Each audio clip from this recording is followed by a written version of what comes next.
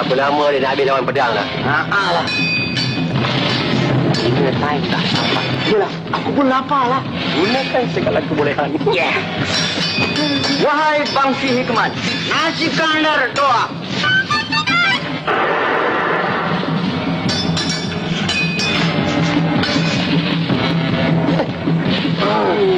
Nasi dia. Tak ada lah. Tangan pun tak ada. Apa yang kau buat tu? Cuci tangan. Tengok. Air minum tak ada. Kalau tercekik tak akan mampus. Tolak je lah.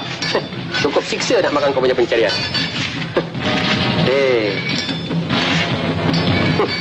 Kau tengok ni.